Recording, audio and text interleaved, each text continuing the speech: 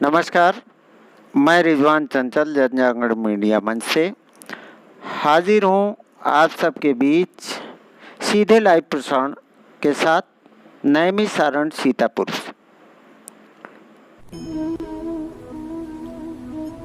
आज नैमिषारण में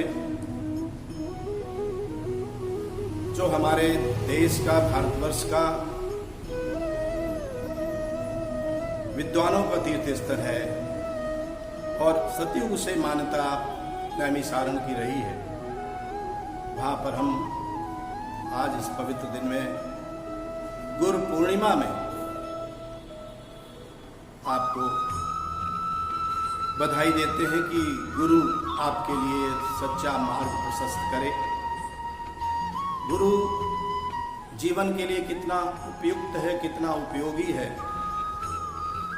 ये हम आप सब अनुभव से देखते हैं। सच्चा पथ प्रदर्शक कैसा हो, ये हमारे चिंतन का विषय रहता है। गुरु पूर्णिमा,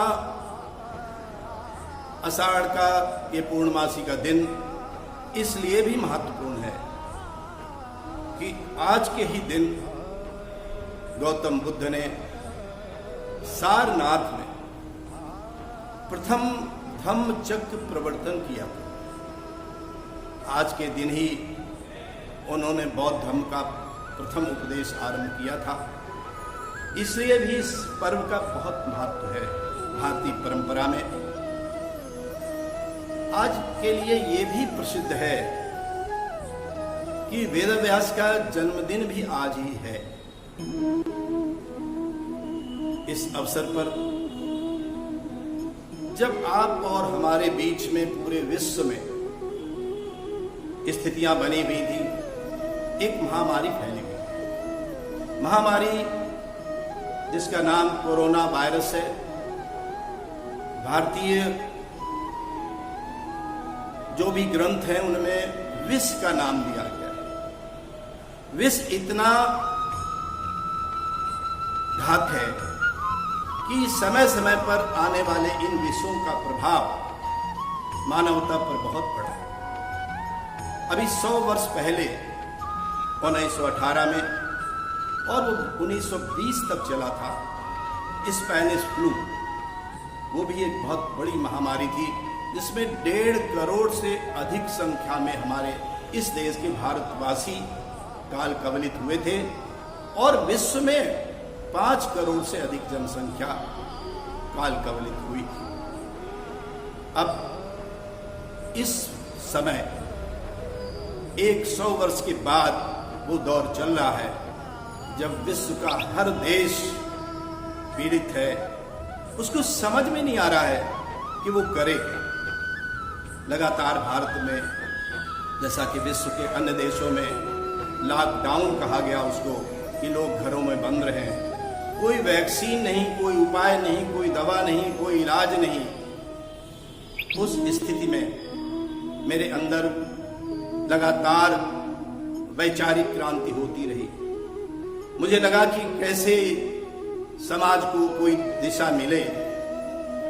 बहुत लोगों को लगा होगा, मुझे भी लगा, लेकिन मेरे बचपन के संस्कार, मेरे बचपन से लेकर के आज तक का जीवन, जहां मैं प्रशासनिक अधिकारी के रूप में सेवारत रहा, वहीं मैं बौद्धिक कार्यों में, साहित्य के क्षेत्र में लगातार आपके मध्य रहा। इस चिंतन में, इस मंथन में कुछ निकल करके आए, इसके लिए रात रात जागरण किया गाजियाबाद में निवास में। मैंने इस दौरान वहां स्मशान घाट की यात्रा की। मैंने देखा कि कहीं से भी पीड़ा को कम होने का कोई अवसर नजर नहीं आया। और मुझे बुद्ध की फिर याद आई। बुद्ध ने यही तो कहा था, बुद्ध ने यही कहा था, दुख है। 4 आर्य सत्य कहे थे, उनमें पहला आर्य सत्य कहा कि दुख है। वर्तमान को देखते हुए स्पष्ट हुआ कि दुख है तो दुख का कारण है, दुख का कारण और उसका निवारण है। इसलिए हमें आशा नहीं छोड़नी है और उसके मार्ग हैं। वर्तमान परिस्थितियों में हमें दूसरा रास्ता चुनना पड़ता है। कुछ महापुरुषों ने जो सुझाए थे रास्ते, उनमें भी कुछ दार्शनिक लोगों ने सुझाए थे रास्ते, उनमें भी वो तत्व है। कुछ वर्तमान चिंतन के द्वारा तो मैंने उस रात्रि में जो मेरे अंदर जागरण पैदा हुआ, ये परिवर्तन आया, एक ज्योति पुंज प्रकट हुई कि नहीं ओरी आपको सन्यास लेना होगा। और सन्यास इस तरह का कि परिवार से हट करके आपको सामाजिक जीवन जीना होगा और पूर्णतया समाज को समर्पित जीवन जीना होगा। सन्यासी वो नहीं जो पर्वतों की कंदराओं में चले, सन्यासी वो जो समाज के बीच रह करके दुखों का रास्ता बताएं कि उसका निराकरण कैसे। और हमारे भारतवर्ष की परिपाटी रही है, दुनिया के अन्य देशों की भी परिपाटी रही है।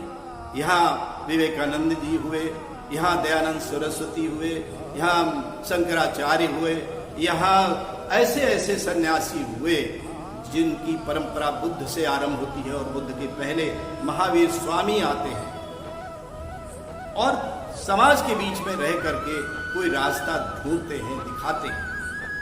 जब मैं सन्यास्त होने का प्रण लेता हूं और मेरे अंदर क्रांति आती है तो मुझे ध्यान आता है कि एक बौद्धिक स्थल है पूरे हिंदुस्तान का जो कि विश्व में प्रसिद्ध है और उसका नाम नैमिषारण्य। नैमिषारण्य सीतापुर में एक ऐसा प्राचीनतम स्थल जहां बौद्धिक सम्मेलन हुए थे। उल्लेख है कि 88,000 ऋषि, मुनि, कवि, लेखक वहां एकत्रित हुए थे। एक चक्र वहां भेजा गया था। चक्र की कथाएं अलग अलग हैं। किसी ने कहा विष्णु का चक्र आया था, वो वहां गिरा, उसे चक्रताल बना। किसी ने कृष्ण का चक्र कहा, मगर ऐतिहासिक दृष्टि से बुद्ध के सारनाथ के प्रथम उपदेश के समय यह धम्म प्रवर्तन चक्र चला था, जिसको पूरे विश्व के कोनों कोनों में भेजने की कार्रवाई बाद के राजाओं ने, अशोक और उसके बाद के राजाओं ने भी की। वर्तमान की स्थितियां कुछ अलग हैं। वर्तमान की स्थितियां इसलिए भी अलग हैं कि जब विज्ञान ने इतनी अधिक उन्नति की विश्व में कि उसने मिसाइलें बना डाली, उसने परमाणु बम बना डाले, हाइड्रोजन बम बना डाले, इतने अस्त्र शस्त्र इकट्ठे कर दिए। लेकिन जब विज्ञान की इतनी उन्नति और तब भी एक वायरस से हम नहीं लड़ पा रहे, एक हम विष से नहीं लड़ पा रहे। पूरे देश का और हर देश का विज्ञान, जो उन्नत देश हैं अमेरिका, चीन, यूरोपियन कंट्रीज, उनका भी विज्ञान हार गया। वैक्सीन नहीं है, एक वायरस से लड़ने के लिए हम सक्षम नहीं। अब हम धर्म की तरफ आसान्वित हुए, पूरी मानवता धर्म में रास्ता खोजने लगी। तो धर्म तो धारते इति धर्म, कई लोगों ने पंथ को धर्म समझ लिया है। ये जो संप्रदाय हैं, ये जो मत हैं, जैसे हिंदू मत, सनातन मत, इस्लाम मत, सिख मत, ये ईसाई मत, ये दुनिया में तमाम मतांतर है।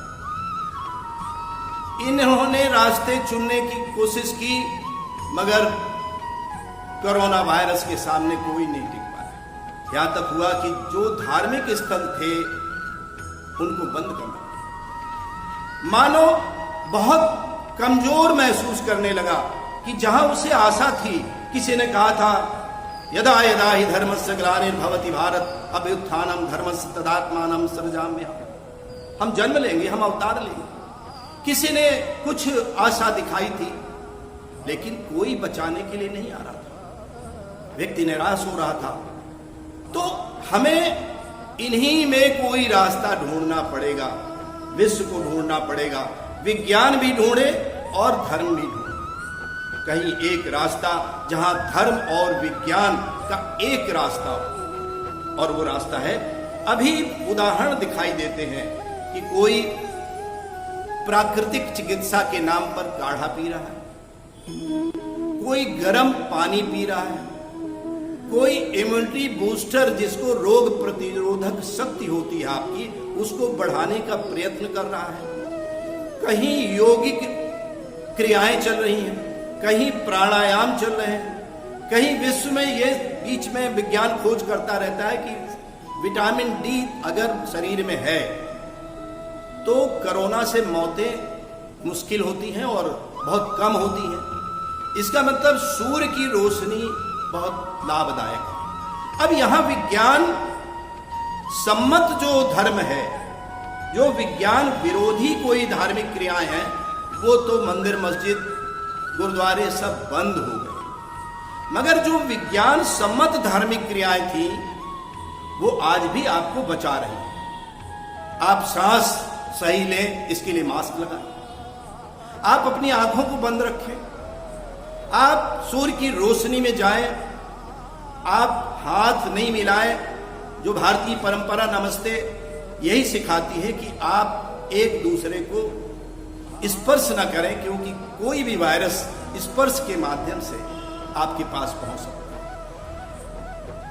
तो बौद्धिक जो क्रिया है, हमारी क्रिया में बुद्धि आस्था के साथ है।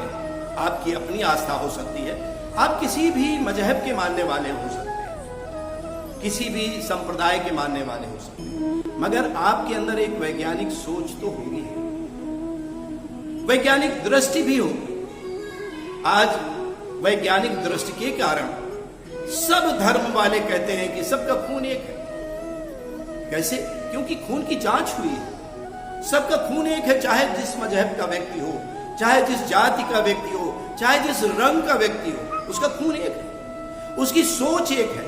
तो हम अगर विज्ञान में कोई चीज करते हैं धर्म, तो वो आपके साथ, अगर पाखंड करते हैं तो वो फिर साथ नहीं होगा। और प्रकृति आज नदियां खुश हैं, आज पक्षी चहचहा रहे हैं, पूरी प्रकृति स्वच्छ दिखाई देती है। क्यों? क्योंकि विज्ञान में सारा परिवर्तन होगा। तो इसलिए हम चिंतन करें, हम मनन करें, मगर धर्म को विज्ञान सम्मत रखें और विज्ञान को धर्म सम्मत रखें। इस मिशन को आगे चलाने के लिए एक आश्रम का मुख्यालय निर्माण हम सोहरा मऊ में हमारे सारे बौद्धिक जो आश्रम है उसके चाहने वाले वो निर्माण कर रहे हैं। निर्माण कार्य आरंभ हो चुका है। ये स्थिति के अनुसार बहुत अच्छा है। जब लखनऊ से कानपुर हाईवे में चलते हैं तो अंतर्राष्ट्रीय हवाई अड्डे से मात्र 15 मिनट का रास्ता है, जहां आप बौद्धिक आश्रम में पहुंच जाएंगे। और आपकी आस्था जो भी हो, वहां तर्क के साथ आप खुला ज्ञान रखें, आप कूप मंडूक ना हो, आप बंधन में ना बंधे, और स्वच्छ मन से, स्वच्छ कर्म से, स्वच्छ ज्ञान से आप वहां भाग लें और आपको ऐसा लगेगा कि हम बौद्धिक तरीकों से धर्म भी जी रहे हैं और विज्ञान जी रहे हैं। यहां मैं ये भी बता देना चाहता हूं कि खास रूप से ईसाई से संबंधित जो दुनिया के देश है उनको छोड़ दीजिए, जहां विज्ञान का उत्कर्ष बहुत ऊंचाई पर पहुंचा है, विज्ञान ने बहुत प्रगति की है। मगर जितने भी कट्टर धार्मिक आस्था वाले देश हैं, जैसे इस्लाम है या हिंदू समाज है या सनातन समाज है, यहां मस्तिष्क का वो हिस्सा जो विज्ञान प्रदर्शित करता है वो संकुचित हो जाता है। तभी वैज्ञानिक खोजें यहां नहीं होती हैं, वैज्ञानिक उत्कर्ष नहीं होते हैं। यहां धार्मिक उत्कर्ष बहुत हुए हैं, दार्शनिक उत्कर्ष बहुत हुए हैं, मगर समन्वय जरूरी है। आज मनुष्य के लिए धर्म का, विज्ञान का समन्वय जरूरी है। इसके लिए आश्रम के माध्यम से आप आगे बढ़ेंगे और विज्ञान में धर्म हो, धर्म में विज्ञान हो, साथ में बौद्धिक आश्रम में आपका शास्त्रार्थ सभागार होगा, जहां विभिन्न तरह के विद्वान, विभिन्न आस्थाओं के विद्वान शास्त्रार्थ कर सकेंगे और अपनी परंपरा के अनुसार जो उनके मस्तिष्क में बात पैदा होगी कि यह सत्य है, उसको मानेंगे और सत्य के मार्ग पर चलेंगे। निश्चित ही मानवता को एक रास्ता मिलेगा। आपको बहुत बहुत गुरु पूर्णिमा की शुभकामनाएं।